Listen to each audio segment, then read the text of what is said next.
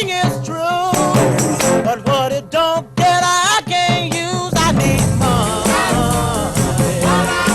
That's what I want. That's what I want. That's what I want. Welcome back to the MBH podcast, episode 12. We finally know which one it is this time, so that's a start. Yep. We are here with our lovely guest, Luca. You know what? I'll let you introduce yourself because I honestly think it's probably the best way to do it. Go on now.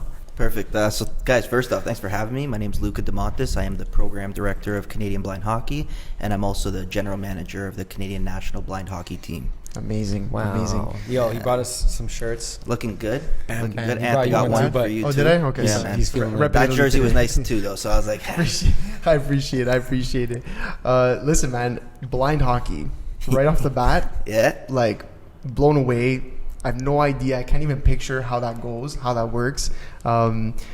Maybe give us a rundown on how this all came to be, and then we can kind of get deeper into it in terms of like what it entails and stuff like that. For sure, definitely. I hope we got some time here because it's going to take a little bit. But I'm going to give you a couple dates, all right? And I'm going to throw out some numbers. I'm going to throw out some stats throughout this. But Cool. Blind hockey, like, it's not new, right? Okay. The sport was first originated in Toronto in 1967. Wow. Okay, so Wow. that's a long time ago, And, right? in Toronto. And in Toronto, of all places, right? Yeah. The team is called the Toronto Ice Owls, and they still exist. They're still one of the teams That's in the amazing. community. It's amazing. But nothing really kind of happened to bring it to the forefront to where it is now, right? Okay. It was just a team in Toronto that was getting ice from Harold Ballard from the Toronto Maple Leafs, and they would play. Right? Okay. We fast forward, right? My brother was 17 years old, Mark Demontis. He was playing junior hockey in Toronto, and he was at the family cottage. And I'll be honest, bro, he stopped seeing things in front of him. Okay. So he was at the golf course with my dad, and he was noticing that there was maybe troubling to see the flag where to hit the ball. So at first you think, oh, okay, maybe you need glasses. He ended up coming home and doing some tests, and he was actually diagnosed legally blind with something called LHON. So he was 17 years old. You're a Canadian boy. Your dreams to, you know what I mean, play in the NHL. You want to hoist the Stanley Cup, right? Yeah. That's your dream as a Yeah. Canadian boy. In the blink of an eye, that dream got taken away. Yeah. Right. So what happens next? So I remember it clear as day. Right. He was going into his grade 12 year. He was a student council president, and he was wanting to take his hockey to a next level, right? To the NCAA. So there was scholarship opportunities and so forth. But then he had to remember, I can't do this now. Right? Interesting. Yeah. So life changed, right? Okay. And it was hard for the family at first to understand how we're going to do this, how we're going to kind of take this back. Yeah. And then I remember my dad brought me and my brother. I was probably 10. My brother was 8 years old, so I don't want to date myself here. But we went to watch our minor hockey team's coaches play against that blind hockey team, the Toronto Ice Owls. So when you're 8 and 10, you're running around the rink with your friends. You're not really taking it in, right? Sure, But you remember you did it. Oh, of course. You yeah. remember seeing it. So my dad did some research. My brother found out they're still playing. We kind of asked my brother, maybe you want to get back in the game, start playing hockey, but blind hockey with other individuals that have lost their vision, or maybe they were born blind or visually impaired, right? At first he was kind of, we'll see, right? He ended up becoming a scholarship award winner of the Terry Fox Humanitarian Award. That's a big one right there, Wow. boys. Wow. Wow. So he went to Western University, Beauty. London, Ontario, away from home. His first time living away from home, and it gets harder on him, right? His family's not there, his support group's not there, and he realizes I'm really missing hockey now. So we get a call. He's like, I'm going to come home this weekend. I want to go play hockey. So we're like, oh wow, he's going to get back into it. Yeah. That was it. That right there was the match that lit that flame. Okay. He got back on the ice. The passion was there. Everything was kind of like relived, right? Yeah. Yeah. He asked one question. Kids who are blind, fully blind, or maybe partially sighted at a young age, who do they get to want to idolize? Yeah. Do these kids get to play this game? And the answer was no. Fair. So in 2008, it was Thanksgiving. He came home.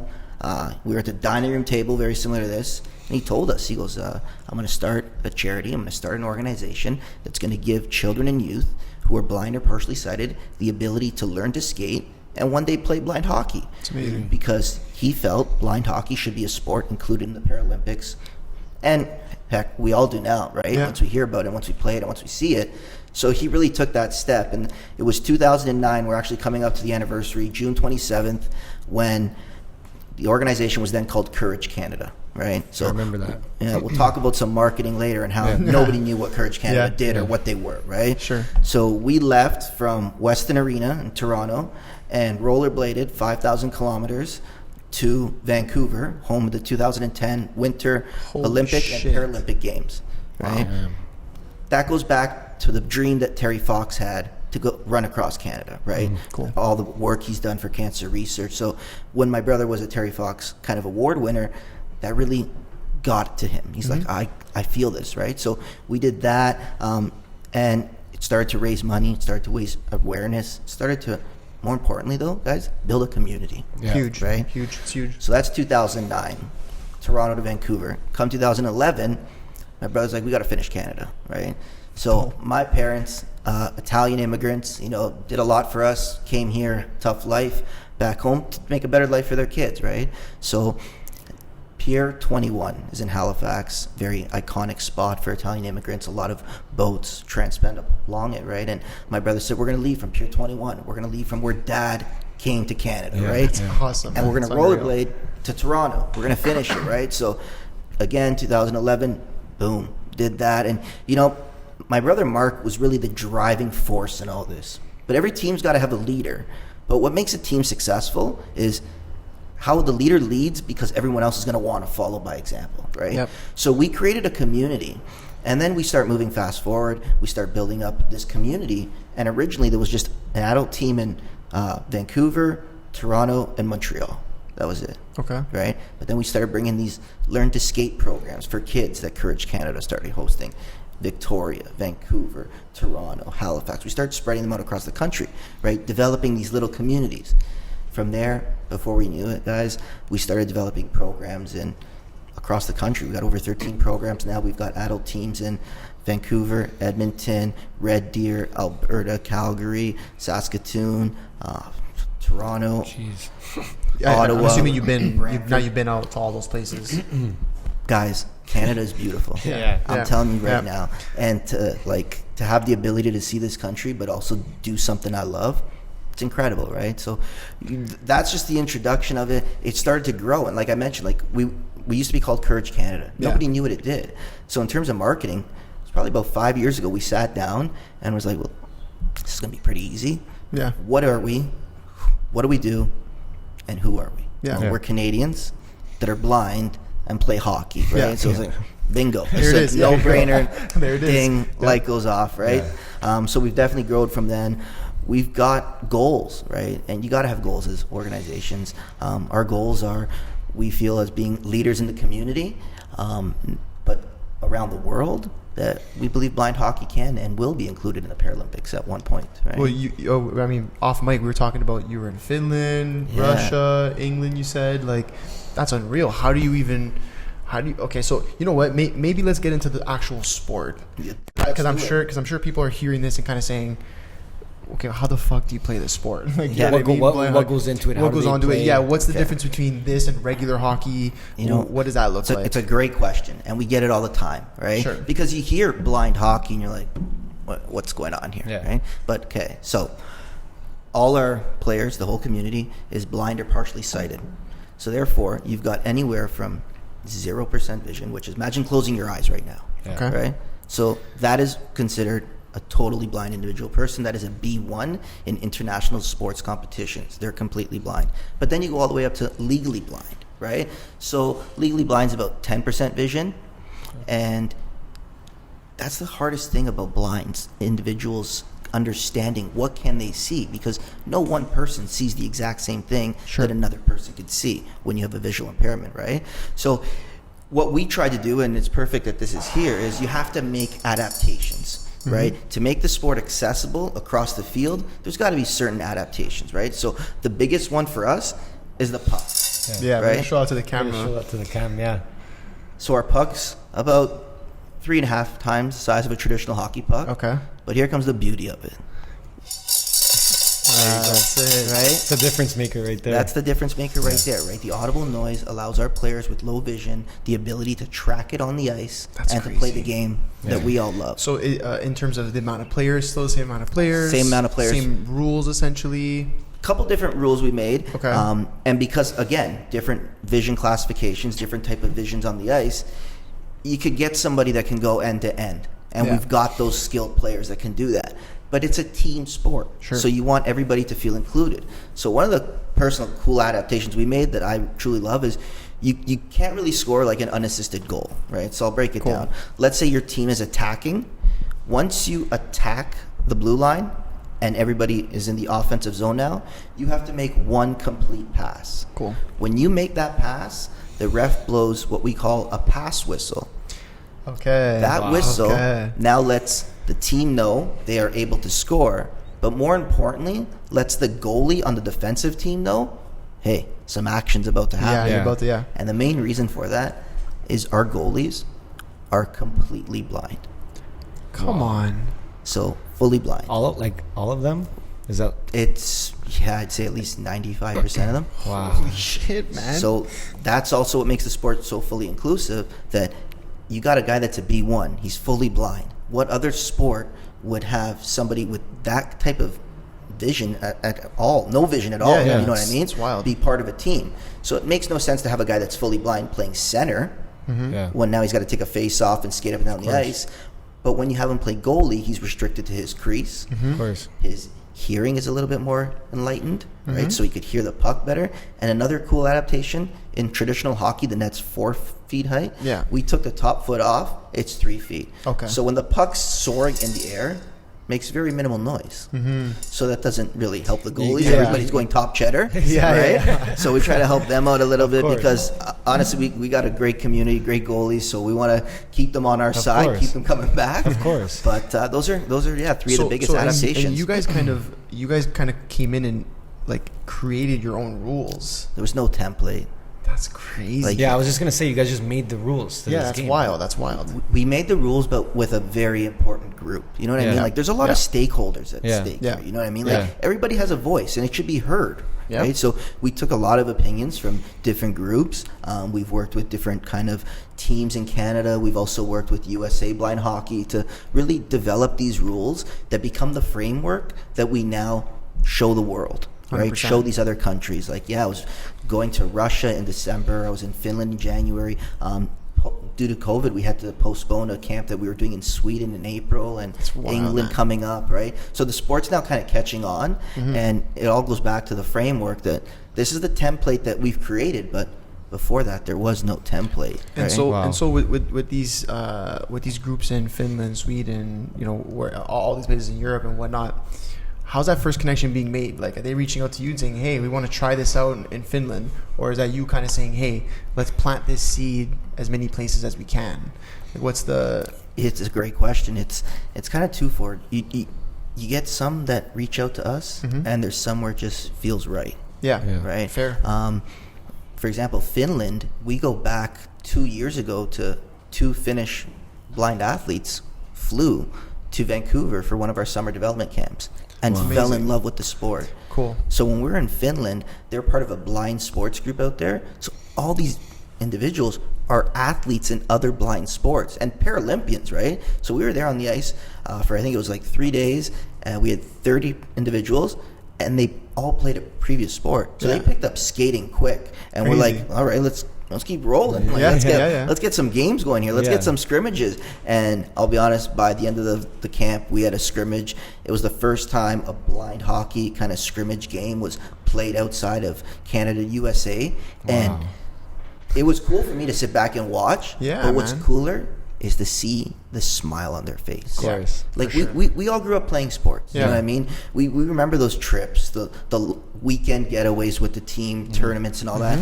But for a lot of these individuals, they never had that ability. Yeah. So now that we're able to provide that positive kind of ability to be part of a team, Yeah. right? And when you're part of a team, you just learn so many more skills Yeah. in life. We talk about it all the time Yeah. on a bunch of our podcasts, how important being involved in sports was, and being involved in team sports, and what that did for us as people.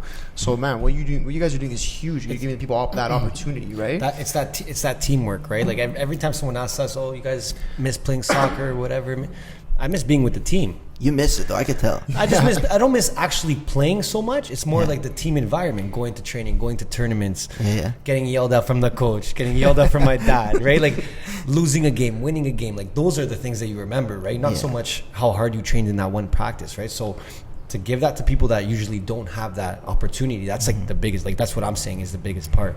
And you know what? Due to COVID, we had to cancel our Canadian National Blind Hockey Tournament. And I know we talked about it, Ernesto and I. And you know what? This is our flagship event. Like every year, we announced the week of it, like the weekend of it, at the previous tournament, right? So from that weekend, everybody pulls out their phone. It's in the calendars. This is something nobody wants to miss, right? Where do you guys host it? Mattamy Athletic Center in Toronto, right? And it's so funny because our first year, we had 40 players, 4 teams, 10 players a team. We're like, oh, man. And what year is this? This would have been our 8th.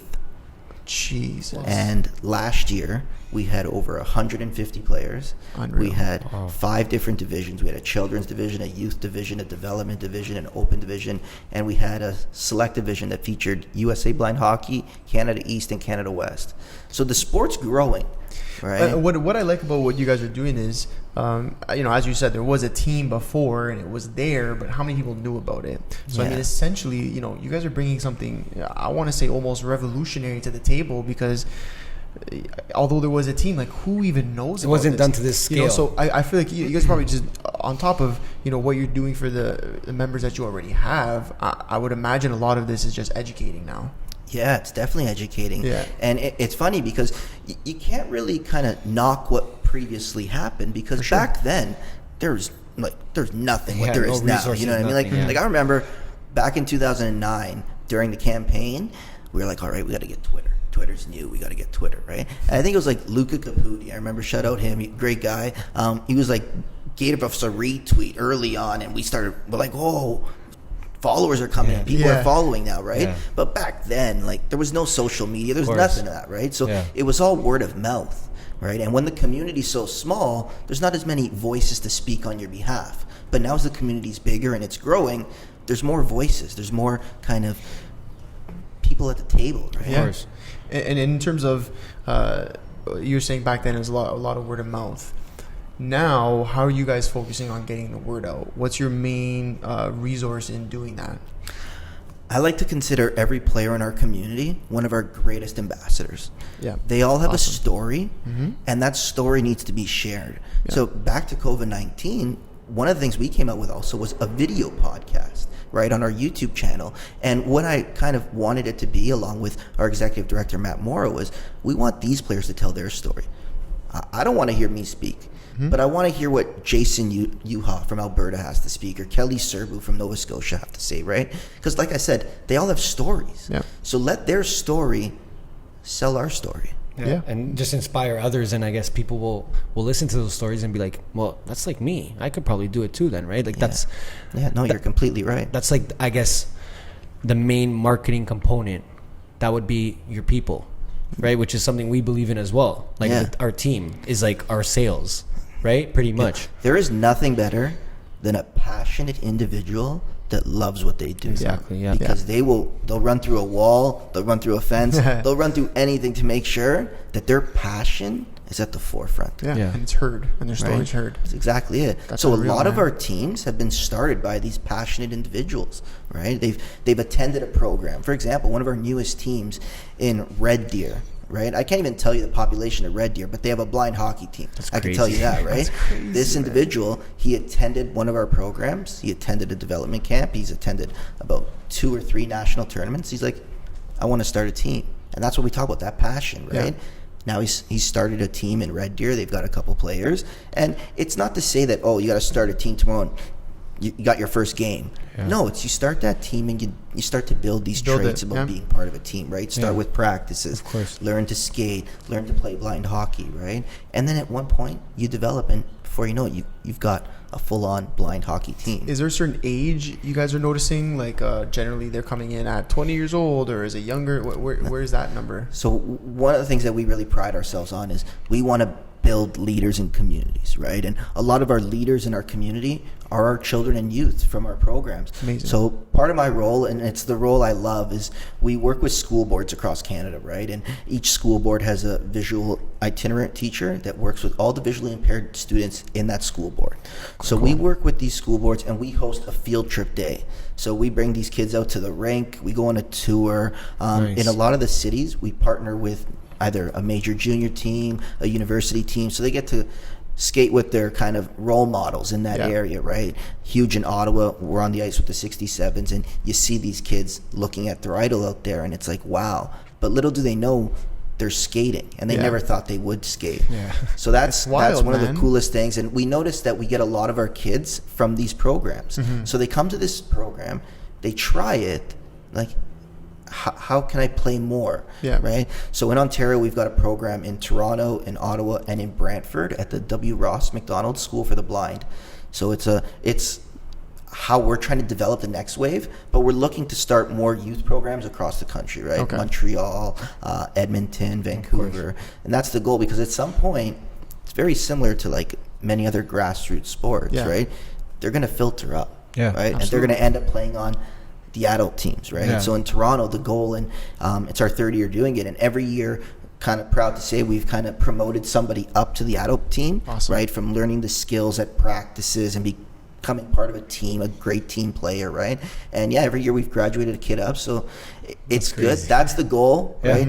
It's funny because like when my brother started it, there was nobody that you could want to be, nobody that you could idolize. I want to be like him. He's the best blind hockey player. But now, since we've added the Canadian national blind hockey team, and we bring them to like these programs, like you see these kids staring at them like, I want to be like you. That's amazing. Right? And That's just amazing. having that role model in your life. You need it.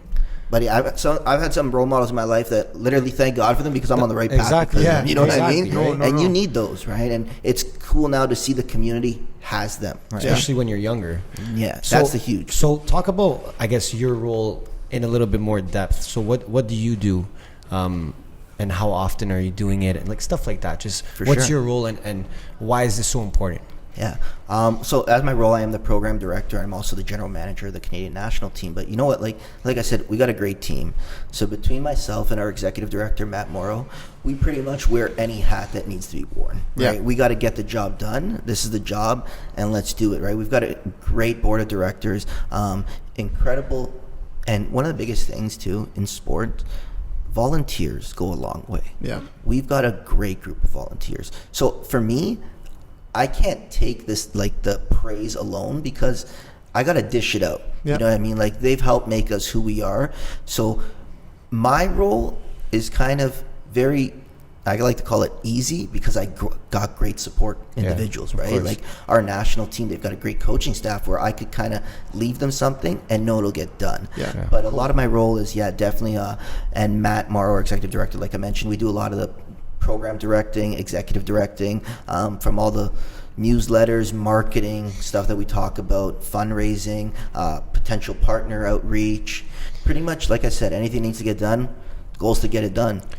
And you mentioned that, I guess, before, when your brother had first kind of came to that realization and said, I want to take this step. Were you always on board to kind of be there for him and help him in this project especially, or were you still doing your own thing in your career and eventually said, you know what, I want to go do that?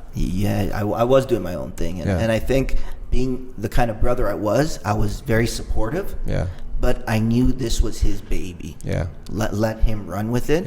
I was doing my own thing at that point, but I was always volunteering. Like whenever there was a program or a camp, I was like, I'm there. And if my workplace at that time couldn't understand, I'd kind of make them understand. This is passion, this is love, this is family.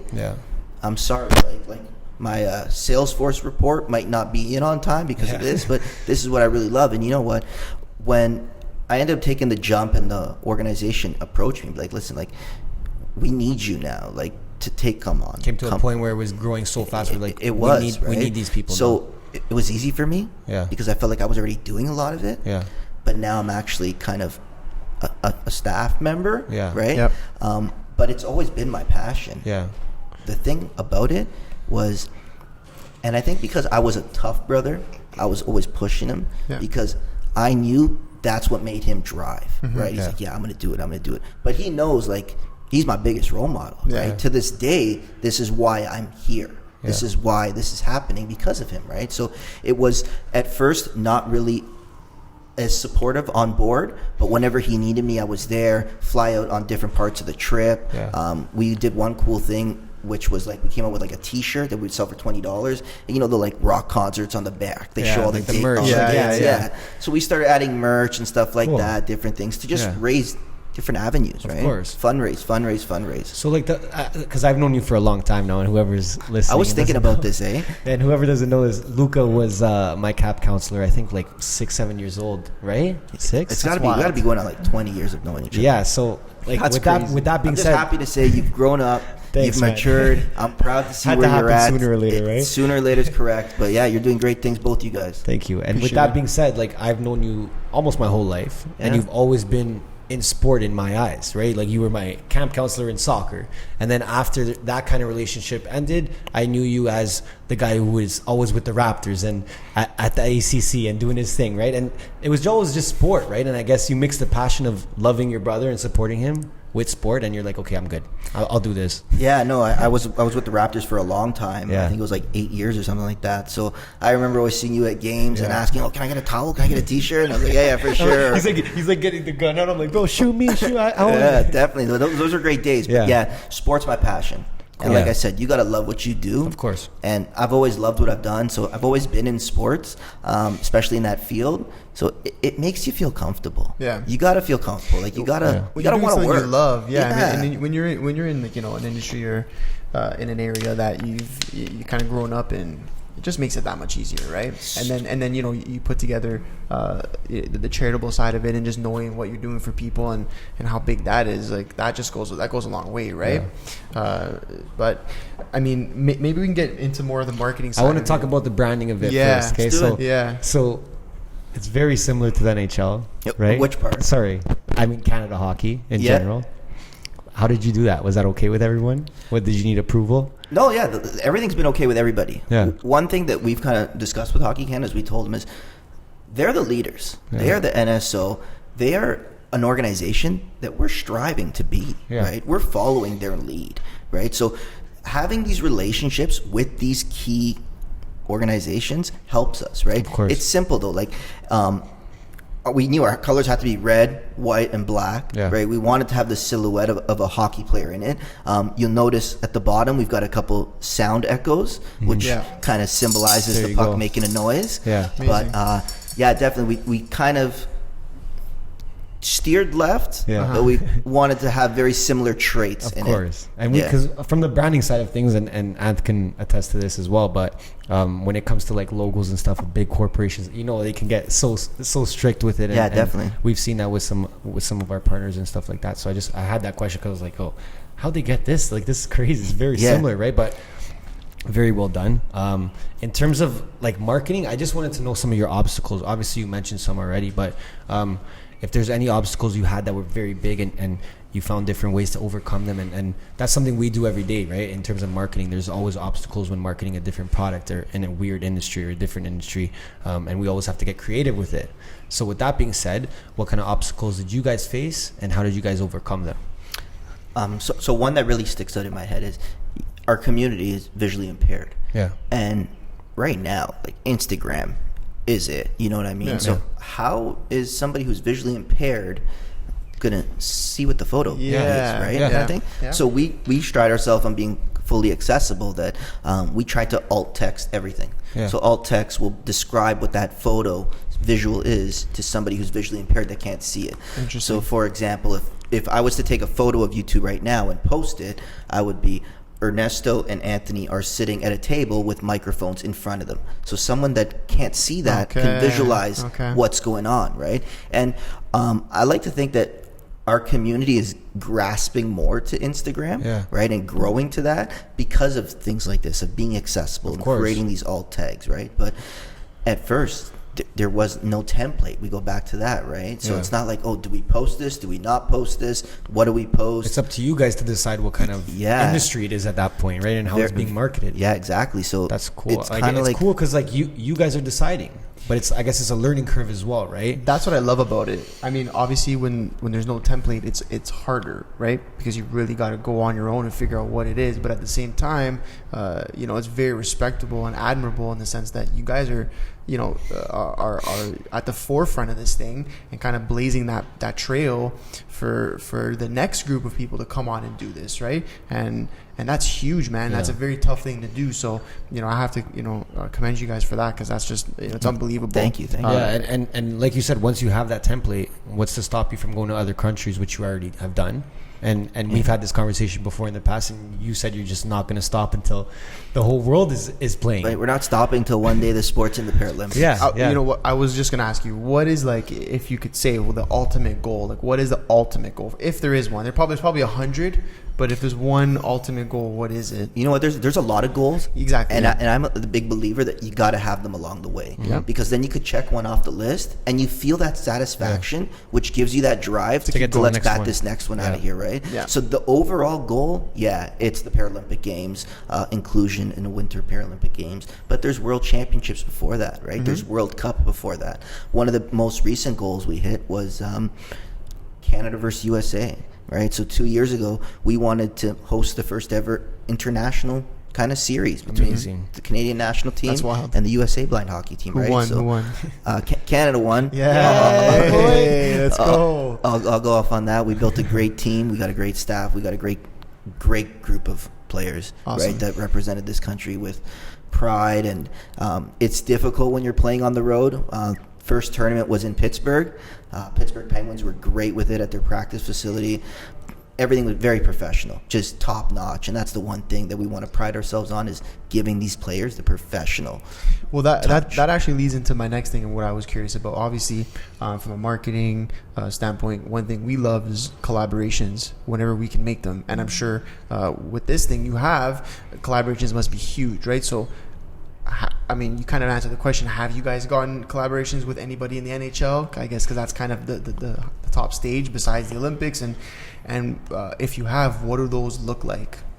We're always looking for more collaborations. Always, I wish we had more, but we're currently talking to a player from the NHL. Won't release his name, but we're looking to bring on ambassadors, right? So we want to bring on both male and female, right? There's some incredible women hockey players in this country that will give some men a run for their money, right? They might not want to admit it, but trust me, they can play. So we want to bring on ambassadors like that. And Anthony, you're right, like these ambassadors help us at that point sell our game, right? So we're always looking for more collaborations along the way, but we've had a couple cool ones that have got us to where we are today, but we're always looking for more. It's definitely a way that we feel could help us grow.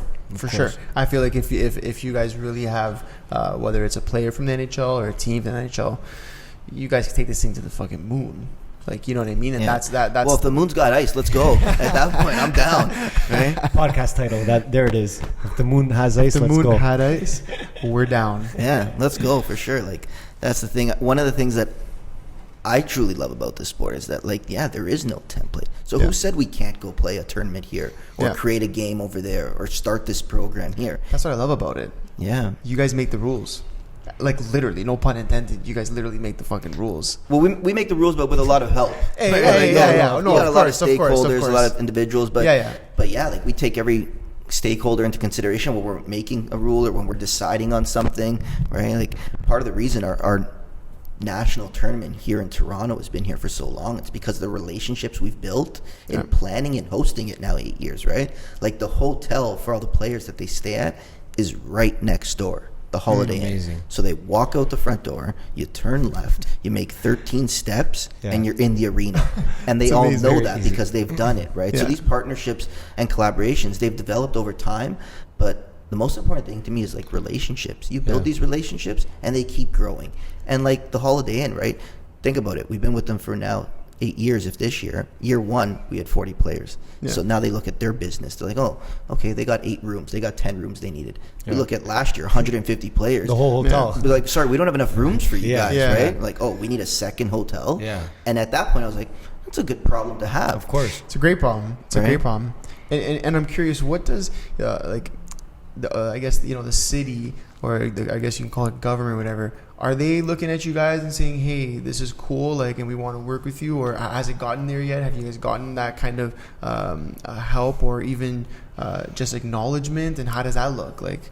Yeah, it was a couple of years ago, 3 years ago now to be exact. We got like a grant from Canada 150, which was with the provincial government, crazy. and that actually helped us start our GTA youth program. Unreal. So like these programs, they're not cheap, right? Yeah, of like course, ice costs in course. Canada. Like, Yeah. wow. Yeah. Right. And Yeah. you start adding everything else to it: equipment, insurance, right? Like these pucks, right? Like this puck costs $50 to make. Yeah. It's not like you're going to Yeah. Canadian Tire and you're buying a regular Pack of 10. you know what I mean, at $19.99. Yeah. Right. Like it's different, right? So Yeah. there's a lot invested in it. Of course.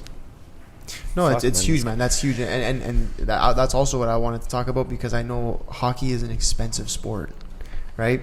I played soccer my whole life, so just shin pads, pair of shoes, and a ball. It's true. You can get up and running for like $50, $100 if you wanted to, but For like, sure. if you wanted to hop into blind hockey and stuff, it's a pretty big investment. Do you guys help the players in that sense, or how does that work? Do you guys have? Yeah. No, Scholarships almost like. You got to help. Yeah. You got to help. Yeah. Anybody that needs help and asks for help, you Yeah. got to be there to help. Yeah, of course, Right? of course. So for us, like you mentioned, hockey's expensive. Yeah. Right? But over time, we've actually, every year we do this thing called an equipment drive with the GTHL. Amazing. And the GTHL is the biggest, like the prime. Like when you're talking about like Connor McDavid, Mitch Marner, like Yeah. John Tavares, these guys grew up playing in the GTHL, right? Yeah. So we do an equipment drive with them, and we get about maybe 5 or 6 bags of used hockey gear throughout the year. Huge. And then we fully sanitize it, bring it out, get it washed. And a kid that might come to one of those learn to skate programs we talked about now wants to come to a blind hockey program on a Sunday in Toronto. We let them know, don't worry, we've got equipment for you. Like, don't yeah. go out and go to Sport Check and drop Yeah. a quick $1,000 Yeah. like Blow the on all bank. you know what I mean? Like, let's do this together, right? Of course. And if this is something you love after and you want to splurge and Then go nuts. buy yourself a great pair of skates or, you know what I mean, something, Yeah. then go do it. But let's make sure. But we're here to help you get into the sport. That's the biggest thing That's right there. huge. Right? So Man, so that's what's your plan coming out of COVID now for you guys? Because I know you guys are gonna miss the biggest tournament that you guys are Yeah, planning, so that right? that was definitely one of the big draws. So how are you guys trying to get around that now and say, okay, let's not completely waste this year maybe, and just take that L and we keep moving and try and do something special maybe? Yeah, so not only did we lose our national tournament, we also lost our national team summer training camp and our summer development camp, right? So what we did, Matt Morrow and I, is we were like, all right, what is the top priority here? Yeah. And for us was our community, right? And the mental state of our community. So for a group that looks so forward to this tournament and this summer camp every year, and now for us to kind of be the individuals that can't provide it, that really weighed on him and I. So we had to shift. We had to adapt. We had to change the game plan, right? And in perfect sports, you're used to changing the game plan according to your opponent. Right now, our opponent's COVID-19, Yeah. right? Hey. So we came out with a podcast. We came out with a webinar series. We're coming out with a couple cool things. One, blind hockey at home. Okay. So we're going to have players in our community take part in online virtual blind hockey practices. Unreal. All through Zoom. Beautiful. I've never used Zoom this much in my life. You know what I mean? Like, no one think anyone like, has, yeah. Definitely. So we're trying to adapt with it as best as we can. We're also working with a lot of partners and key stakeholders in the sport, right? Hockey Canada, the Ontario Hockey Federation, the GTHL, as per what does it look like when we are allowed back in the ice? Because we're not here to rush into it. It's got to be safe, and the time's got to be right. Well, I'm sure exactly the GTHL, Hockey Canada. I mean, they're going through the same thing, right? I guess you guys are kind of sitting around the table and saying, well, what does this look like for all of us? Yeah. Right? Yeah, Hockey Canada released a great statement a couple of weeks ago, and they said they're here to provide support, but they're going to leave the decision of when each kind of province or team can go back to playing with the provincial sports organization. Yeah. So to break it down into like soccer terms, the CSA would then say to the OSA, when is it good for you? Yeah. Because so each province would make their own decisions. Exactly, because in British Columbia, the cases are low, arenas are open, and here in Ontario, cases are whatever, but no arenas are open. Yeah. So it's not fair to a kid in BC that he can't play because Ontario's not. Exactly, right? Okay, so makes sense. That's what Hockey Canada released, and I think it's a great idea. I like the plan, and I think it gives you the ability to work closer with the provincial partners to really work and get on the same page, right? So for us, gets a little bit difficult because we have programs in every different province. So we're trying to follow best practices from Hockey Canada and other provincial organizations. For you guys, would it make sense to get going in one of the provinces and not in another? Because like then there's like, you know what I mean? That animosity where the player's like, oh, come on. Yeah, and then we don't want players being like, well, I'm just going to travel there for that. Yeah. Right? Yeah. And it's not and really... then you go back there, no one's at that training now. I think the best thing is rolling it out in phases. Yeah. Right? And we've created a phase approach for COVID-19. So right now we're on our webinar and podcast phase. Beautiful. We're about to launch the blind ball hockey at home. Yeah. And then we actually just announced last week that we don't want to cancel summer camp. Yeah. Right, so we're still going to host it, but we're going to host it virtually. Yeah, there you go. Right, so we're going to host a virtual summer camp with special guests, key kind of workshops. Nice. Nutrition is huge. Beautiful. Right? Mental health, sleep is massive. Like people just think that it's so easy, but your sleep patterns depict so much. Right, we had a meeting last week with Hockey Canada, and they have a sleep meter that their players actually have to analyze, to make sure you're getting enough sleep the night before. That's what you need. I need one of those, bro. To fulfill your daily requirements the next day, right? It makes no sense to get all this workout in if you didn't get a proper amount of sleep and rest and all that, right? So little things like this, we're learning as we go, but we're learning from the right people in my mind. 100%, right? And it's good that you're looking at the sport as a whole too, right? Like you're saying nutrition, mental health, like all those things, especially coming out of this right now, are going to be huge, right? Massive. Nutrition, mental health, because there's been some people that have either been going really hard and working out and training as an athlete or not been doing too much, right? So I think that's really important and to introduce them to the sport, and now also these key aspects of sport is huge, and to do it online, of course, at this time. You have to, right? Yeah. And we wanted to keep in touch with the community, right? That's the main thing. The community has become friends, right? So it doesn't matter if you're from Victoria or if you're from Newfoundland, you've got that bond and that relationship now through your visual condition of blind hockey. So we wanted to keep everybody together, still in the mix, right? What I like is that, a lot of businesses, a lot of Canadian businesses, like their main goal is just like, let's get this thing going, let's go to America. Let's go to the States, right? And I think it's cool what you guys are doing is you're actually really focusing on Canada, and I don't think enough businesses do that. They say like, hey, we're starting something up in Toronto, and if this thing blows up, we're going right to New York. You know what I mean? We're going right to creating it's your hub here. They think that's the success rate. We're in New York. We've got an office here. And hey, again, for everybody, to each their own. You do what you like, right? But I think it's cool that you guys are saying, hey, let's go to Newfoundland, let's go to New Brunswick, let's go here, let's go to Saskatoon. Like how many Canadian businesses or businesses as a whole are saying, hey, let's go there. Let's go out there, right? And I know. Okay, so now this is another question I had for you guys, because I think it's a really cool thing. You guys are a registered charity. How do you make that happen? Is it an easy process? Is it a long process? What does that look like? We get that question a lot. Because we have a lot of people coming in here. One of our good friends, Trey, he did the march. In Toronto for Black Lives Matters, and he started it off as like, let's get 50 people going, and next thing you know, it was 5,000 people. It was crazy. The Chief Saunders took a knee with him and stuff. It blew up, and so we've been talking to him, and he's trying to figure out their next steps and stuff like that. And we're looking like, okay, is a charitable organization your next step? But what does that entail? How serious is it to try and do that? So that was actually one of the first things my brother Mark kind of did. So that was back in 2009. And I'm going to be very honest, back when I had minimal to do with it. But it's kind of one of the legacies of the Courage Canada to Canadian Blind Hockey, right? Cool. That provides the ability to kind of work with different partners to have that. And a lot more professional businesses when they know that you have one, it's kind of like that stamp of approval, right? And the government knows that you guys are a national registered charity, right? So it does help. The whole process, you know what, that's one of the things my brother really kind of, like I said, took and ran with, and it was one of the things that he thought would be very important for the future. It was, and it has been. It's been very important. So it's strongly recommended. I think it's just a lot of people are out here trying to do good. And a lot of people are focusing on businesses that are built to help other people. They're not just money driven, and so. A lot of non-for-profits and lots of charities. And so I guess people trying to start charities, especially at this time with COVID, with the Black Lives Matter. Like there's a lot going on right now, and we're working with some charities now too. But yeah, we get that question a lot. Just like, I want to start a charity. How do I do it? I'm like, good luck. Because it's not easy, right? I know that much. It's not easy. No, and that's the other thing, though. If anything was easy, everybody would do it. Exactly. Fair. Right? So now that it's got a little bit of work to put in, you see who's actually the down. strong survive at that point, right? So that's another good takeaway from that, in my mind. Yeah, no, it absolutely is. It absolutely is. Listen, tell everyone what they can do to find out more information about Canada Blind Hockey, how they can help, how they can get involved if they want.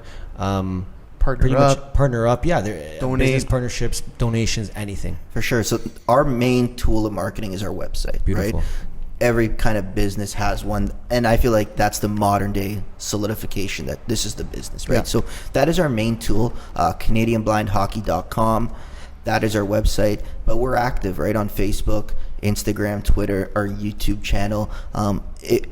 If anything, if you've never seen blind hockey, definitely go to our YouTube channel. We've got game tape there of Canada versus USA. Crazy. We've got game tape of our children and youth division from last year in the national tournament, right? So YouTube's huge for us. It's kind of, what's funny is it's one of the things we promote truly because everybody wonders, how do you play blind hockey? Yeah. Right? That was the first thing I asked. You know what? I got an idea. You brought this in. I thought it was like, I was like, what's inside? I got to open this thing up? Yeah. So it's like one of the first things we do is, here's our YouTube channel. Watch this game. Yeah. And the first things people say is like, they're blind?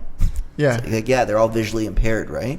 And I think YouTube is great for that because you get to just see a quick snapshot of it. And if it hooks you, you're deep in the rabbit hole. You're watching like blind hockey games from 2015 and you're wondering, wow, how do they have these kind of things, right? Yeah. So definitely our website, YouTube, Instagram, Twitter. Cool. We're growing all those. I feel like it's a little bit different for charities to kind of grow at the same pace and rate as a traditional business would, right? Yeah. Like for us, we've tried to create new content from previous content. Yes. Right? So now when we're at tournaments, not only are we playing a tournament, but we're trying to get maybe a couple little videos of players thanking like Father's Day. And they're wondering like, why am I saying Happy Father's Day? It's March, right? Yeah. But then we're saving it for 3 months down the road. Yeah. So we're developing with that. And I could be honest with you, like 5 years ago, we weren't because it wasn't as needed. No, that's huge, man. I think what you just said there is massive. Like we started working with some soccer clubs and stuff like that, and they were just never looking at creating content that's something that they really had to focus on. And we say it on every podcast, and we say it to every person that walks through this door, like content is king. Build as much content as you can from anything you do. If you're a business and you host an event, for you guys, you host a game or a tournament, like besides everything else that's involved, there needs to be someone saying, hey, who the hell is getting content here? How are we getting it? What are we getting? What platform is it for? It's a massive thing, right? It's a big piece of the business. It's huge. And you know what? The players love doing it too. Of course. It gives them that cameo, pro feel. They feel like they're pros. Like it's cool when you even get a text message out of nowhere, right? It's like, oh, hey, just filmed this video of myself working out, wondering if you could use it. Like, I could use that, right? Amazing. It's Monday. Let's go. Motivation Monday. Let's. But more importantly, what's cool about it is it pushes the whole community, the team, because they see, he can do it. Yeah. Now I want to do it, right? And he got posted to their Insta. Yeah. What the hell, I want to be there too, right? Yeah. Like one of the coolest things about our podcast, we have something called the player profile. Okay. So the players from across the community email us their testimonial with a chance for them to be showcased as that podcast episode player profile. Okay. So we've got a bunch in the bank. It's like that competitiveness. Exactly, right? You got to add that. Right. And more importantly for us though, we might not use it for this podcast or this episode, but now we've got it. You have it. You're just building it Could up, be content right? for You know anything. what I mean? Website, Now down Insta, the road, we can Facebook. be like, here's this success story. That's what we do Yeah. a lot, to be honest. We build content that we might not use until December, October, November, and sometimes we wouldn't even use it, and then we just have more, right? It's just building it up, and for you guys, there's so many ways, right? And you guys are doing it, so that's good to hear. Yeah, man, like, fuck, like, I'm sure a lot of people are gonna hit you up and say, bro, you gotta tell me what the fuck you're doing, because you know what's this funny? is gonna be Like, new to a lot of people. and I know we've talked about this, and like my Yeah. Instagram page is like personal, Yeah. so they'll see like pictures and like, oh man, wow, this guy's in Finland, or Yeah. whoa, what's he doing in Russia? Yeah. Oh, he's large. Nah, I'm just selling the game. Like, Yeah. we're Yeah. here promoting the game, right? Yeah. So like I know we've talked about that personally. Like me as a brand, should I have Canadian Blind Hockey on my Instagram page, or Yeah. do I just direct everything to the organization's page? Yeah. And I feel like sometimes you need a little bit of that separation, Yeah. right? But at the same point, like, yeah, you gotta Well, you sell said it. the sport. You said it yourself. Everyone that you guys, everyone on your team, you use them as ambassadors. Yeah. So the staff's got to be the same way, bro. Yeah. No, you you're know, true. if someone checks out your Instagram now and they go to it, they won't be able to go to Canadian Blind Hockey until Yeah, yeah. you finish that conversation. No, it's We're true. gonna finish later, It's but true. but Hey, But I listen, love it being co- put on the spot because I love learning. no, of Yeah. course, There's of course. one thing: if the second you're not learning, you're not growing. You're done. Yeah. And if you're not growing, Go back down. you're stable. Yeah. Right. There's no. You know what it is, like, improvement. you know what it is, a lot of you know, there are different ways to look at it, but a big way that we see it is be proud of what you're doing. 100%. Right? And from having this conversation, I feel like you're very proud of what you're doing and what you guys have built. But you know, for people who aren't able to maybe hear this or have this type of conversation with you when they hop on your personal page, and there's Canadian Blind Hockey, your title, Yes, you whatever. guys are inspiring me to do it Website. right now. I'm gonna Over here. trust Let's you, go you're gonna pull have my to do it. Seriously, phone, man, flip it's it. important, right? And it shows people. It just gives them that thing. It's like, oh shit, okay, this is what he does. Okay, cool. And yeah, he must be proud of it. Yeah, for him to place it up there, like, as funny as it is, like, your Instagram bio is like your Bible almost. Like, what you put there, people will be like, oh That shit. they're defining you by that. Yeah. Someone who's and then never your met you. content. Someone who's never met you, and they come across your profile. Yeah. They're gonna judge you based on your content and what's in your bio. What are you Yeah. telling people you do here, right? So Who are you affiliated with? if it says affiliated Canada Blind Hockey, guess what they're gonna do next? Click it. Yeah. Yeah. What True. Right? And listen, it's like clickbait. I feel like Yeah. Canada Blind Hockey is like clickbait, bro. People be like, people have no idea that this is even Yeah. a thing, right? And it's amazing. It's unreal. So give people that opportunity to see it as many times as possible. And you man. can still be private when you do that. You know, like you don't. I no one said post a picture of your six pack. You know, just There's nothing there to post. Just put in your bio that you're Canada Blind Hockey. I didn't ask for anything else. Yeah. Here, but No, makes that's sense. the thing, Yeah. right? A lot of You people guys are will say correct. that. Yeah, a lot for of people sure. will say, "Oh, well, I'm private. Yeah. I'm a private person." It's like, what does you posting a picture of the arena have to do with you being private now? No, it's true. Right? Yeah. Because if you really look into it, they'll find out that It's you're funny that you private. guys are saying this because if I was to go back like through like my photo likes, Yeah. the ones that have the most likes are the ones that like are me You're in talking Finland about- with like Yeah. 3 blind kids, Yeah. right? Or me with the Canadian national team after winning gold back to back. Yeah. Sorry, in Ottawa. Sorry. right? Sorry. Like kind of thing. But those are and you actually consistently just kind of over time, right? If triggered someone that sees thing. you posting it once, they might not say anything. Well, we're But gonna if they look- see you posting the 10th time in 2 months that you're in Finland or you're in Russia, Yeah. then they actually might message you and say, "Yo, what the Well, fuck?" I are you up remember to?" we talked when I was in Russia. Yeah. You and I, Yeah. because I remember I was like texting you because you DM'd me after I posted a photo of being in Russia. Yeah. And you're like, bro, you're in Russia? Yeah. And I was like, yeah. And I remember we was talking back and forth, and it's Exactly, those right? kind of It's those you want interactions. people to Yeah. be curious about it. Like us, right? Like before you came in, we were very curious because we wanted all these answers, right? But anyone will feel that way if they know about it, right? They'll just hit you up and say, "Luca, what the fuck are you up to, bro?" That's- like you see what I'm saying. and that's what what I is Canada mean. Blind Hockey like? Yeah. Here's also the thing. It's not like you're saying, oh, I fucking I sell trees, which would still be cool, but like, you know what I mean? Like, so whatever. People are like, oh yeah, that's cool, whatever. Yeah. But people say like, hey, Canada Blind Hockey, like, that's what I'm trying. It's like clickbait. It's like the most clickable Yeah. thing ever. Right, Like, and it's something that people would that's just- love to learn about. Of course, that's pretty much it. Like that's your presence is like very important because people will most likely find you for the first time through that, not in person. And you're the guy going out and selling. Like you said, you're the one selling the sport. Yeah. Between the organization, the players, as I mentioned, ambassadors, myself, it's everyone, right? It's everybody. Everyone. But everyone helps. Every single person will help that. Sure. But you know what's funny? Like, as I mentioned, our Instagram kind of community grew with players. You see those players like post like their photo that they like got from one of our tournaments, and they're like, you just see the pride in it, right? It's huge, man. It's huge for that. Right. But you guys are definitely correct. Like, I should that's just have part that. of it. That's part, like when you look at it from that end now, like the content side, that's the part of the professional feel which you want these players to have. You want them to feel like fucking Sidney Crosby. You want them to get that picture of them hitting that slap shot from that game. Yeah. Because they're gonna be like, I would have never even got something like this. Like, this is so cool. I'm posting this. Yeah. And then someone that sees it from their page says, I gotta do this. I gotta be part of this.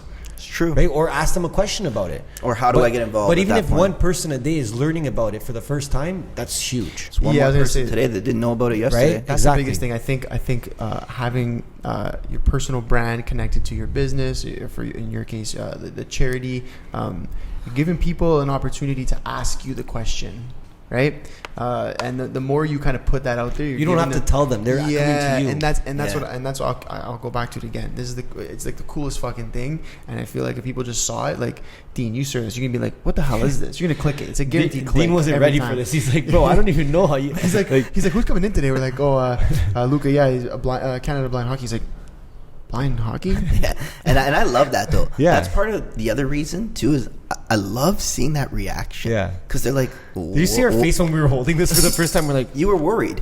You were worried. Like, what is this, right? But I love seeing that, and I know we were talking yesterday, and I got to get a puck. Yeah. So I drove home. I'm like, I need a puck. It's late night drive. I got to go this. get a puck because I think this just says so much. It says so much about it. It's, you could talk blind hockey, but with a person with vision, you gotta see how we play the game. Of course, right? I think that's the biggest thing, man. Yeah, and that's the biggest thing. I actually remember the first time we met was in regulars.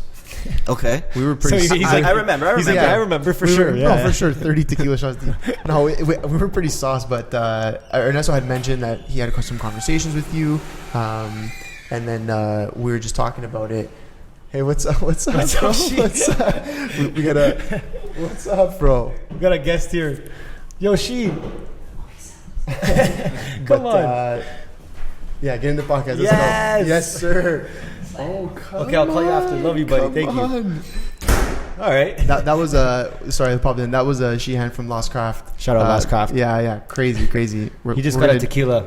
Oh my god. Okay, so anyway, we're talking tequila and blind hockey. I literally just said we were taking 30 tequila shots and a tequila fucking can came in the room. Amazing. You know what that means? Okay. No, but we were probably pretty sauced when we had the conversation. But he had mentioned you were coming out and this is what you did, and then when I remember we had like a really short chat, but short as fuck for sure. Yeah, but we kind of got into the conversation a little bit, and I was just like, dude, what the fuck, man? Yeah, because I told some of my best friends, they're like, they don't even get it until they saw it. Yeah, and now they're like seven tournaments deep. They're every year. They're like, oh, this team's gonna win it this year. I'm like, no, it's not the same every year, guys. We kind of mix and match the teams, right? Like so they're involved, but that's the one thing I'm gonna challenge you guys to is coming out. Yeah, seeing I'd love to. Yeah, and you've invited me a bunch of times. But you got a tough schedule. That planner's full, right? So no, but you took the words out of my mouth. I'd love to actually see it in person. I mean, I'm definitely gonna check it on YouTube because I just got to see it in general. But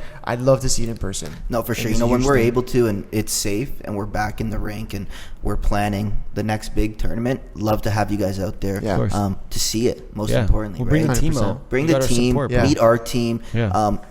And the one thing I promise you you'll take away from it is you're going to ask yourself how. Yeah. How are these players visually impaired and playing the game they love? Yeah. Like, no one's going to tell them, no, you can't play this. Yeah. You can't. Because I'll be honest with you, they've heard you can't so many times in their lives because of their visual impairment, right? So now the fact that we tell them, no, you take that word out of your vocabulary. You can. You will. You are. They get hungry. They get motivated. Hockey. You know what I mean? There's no can't. It's like, no, we've provided the ability to take that word out of your vocabulary because you can play the game. And that goes back to the culture of sport altogether. Just like being able to just do something and be motivated towards something and inspired to do something. Like that's pretty much, that comes from sport. It's true. Right? Which you're giving them the opportunity to finally play without someone saying, you can't. One of my favorite things right now is a kid in our youth programs. There's so many things for kids to do now, right? Like PlayStation, Xbox, Fortnite this, dance there, TikTok here, everything. But the fact that when our kids are at our programs and they're having fun doing it, it makes us feel relieved. Like we're actually doing something right here. Of course. Because I'll be honest, like it's tough for a visually impaired kid out there, right? What can they do to stay active, to stay fit, to have that positive outlook in life, right? So we're just trying to create that. We might, and with that being said, like we aren't trying to create the next captain of the national team, but we're trying to create a role model in their community. We're trying to create an incredible individual that's strong, that's smart, that has all the attributes that they can go out there in this life and in the world and take care of themselves. No, it's huge, man. That's huge, and that's something that You're gonna make me cry, bro. Yeah, no, for real, man. easy. But for real, what you guys are doing it's incredible. It's truly incredible, and I think a lot of people can take a lot from this conversation and really just trying to change the way that people see certain things and just not taking no for an answer. And you guys have really done something big. And listen, I'm rooting for you guys to spread this thing as far as it can go, and hope to see it in the Paralympic Games, sooner rather than later. Later's okay too. We got a girl, but sooner. Got a girl, but sooner rather than later. The next time you go to Finland, don't give me a call. I'll come by. But I'll come with you, boys. But I guess before we hop off of this, maybe just let everybody know one more time if they want to get involved in any type of way, donate, partner up. Where can they find you guys? Where can they reach out? What's the best way to do that? Website CanadianBlindHockey.com. Cool. Could even email me personally, Luca Demontis at BlindIceHockey.com. Love always hearing different potential partners, how they could collaborate, how we could help, how we could both grow. Always, funding goes a long way for us. Awesome. Right? The ability to fundraise and get these partners helps our community lower the costs, right, to tournaments, to programs and everything. So anybody that ever wants to kind of even ask a question about blind hockey or knows somebody that's visually impaired that wants to try but is scared, we've got a list of ambassadors that can call that person and encourage them and welcome them to the community, right? So definitely email, website, Instagram. I'm going to change that once this is done. We're going to fix you up real nice. Twitter, LinkedIn, whatever. Anyway, anybody wants to help. We'll include all that stuff. Yeah, definitely. Anybody that wants to help, we're willing to kind of work with you and maybe one last thing before we get off. Anybody who wants to get in the charity space and wants to start doing good for the community in whichever way that might be, what's some advice you might give them? I think the biggest thing for me is it's all family, right? My family was huge. You give back to the community, right? You respect the community. This is that raised you, right? So definitely the time or any time you have to give back to charity, to communities, to your local, even the school you grew up in, right? Something that gives you the opportunity to give back, it goes a long way, right? And like I know for me it was easy because my brother kind of started it, so it was easy for me to give back and help, but there was nothing that felt more rewarding than that, right? So definitely give back, strong encouragement, help out. You know what I mean? Go to your soccer club you grew up playing for, you know what I mean? Ask if you could come to a practice to field balls while they get shot over the net, you know what I mean? Or shoot on a goalie. There's so many different avenues and ways you can give back, and I think that makes you a better person. Yeah. Because you're noticing that others need help. And like I said, I've had some role models in my life that have helped me get to where I am today, and a lot of those role models, I hope to say sitting here that they'd be proud to see what I've become. Amazing. But a lot of that goes because of what I've learned in giving back, right? Becoming 100%. Part of a community. I'm sure they'd be super proud of you, bro. Thanks, bro. Listen, on that note, we appreciate having you, man. Unreal talk. Yeah, bro. Canada Blind Hockey. Luca, killing it.